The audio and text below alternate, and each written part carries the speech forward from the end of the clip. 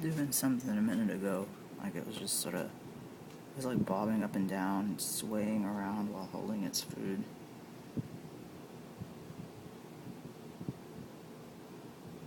Like that.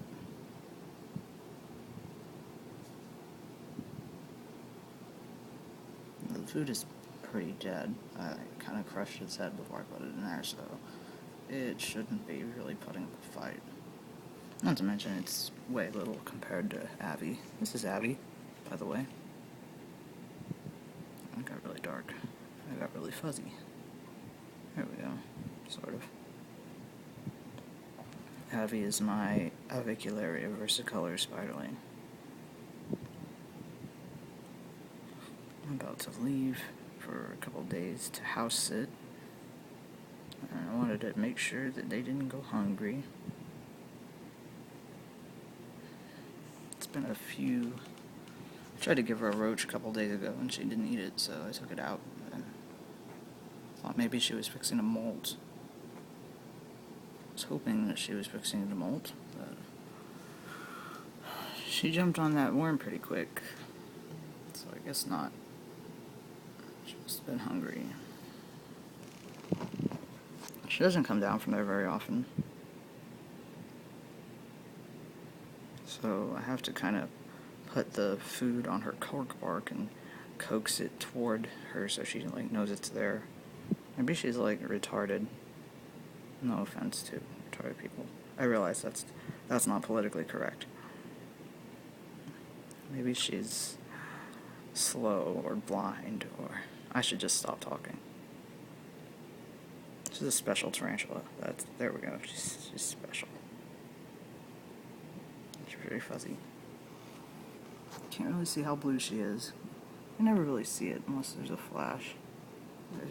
You can see the worm. Yeah, in this video you can actually see a little bit of I guess she's been spinning a little bit. You can see some of it there and some of it there. You can also see that I have hard water. It's all over the side, dried there. Let's see if we can see, here's Tiny. Ooh, he had a really hard time with his worm. Probably for a variety of reasons.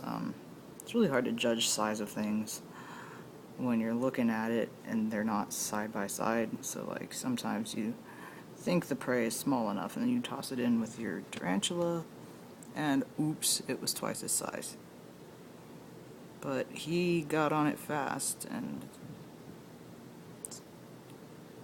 he had a little bit of trouble taking it down.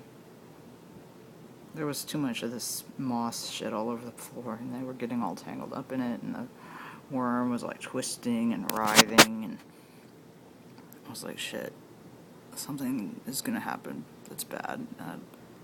And I was frantically googling, can mealworms kill my tarantula? And it's oh shit, they have jaws, you should crush their heads before you throw them in.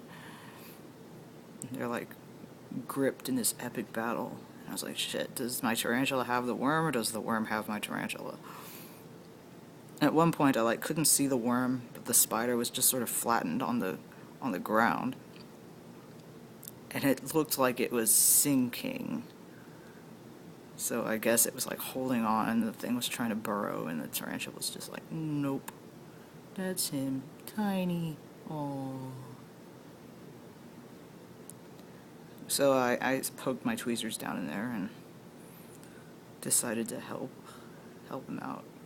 Crush that little bastard's head. And eventually it stopped moving.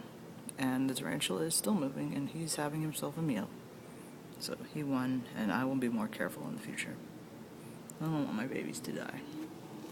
Back to Fluffy. It's not Fluffy, it's Abby. Fluffy died. Fluffy was my first avicularia versicolor spiderling. We don't know what killed her. Technically we don't know if it was even her, but died for unknown reasons.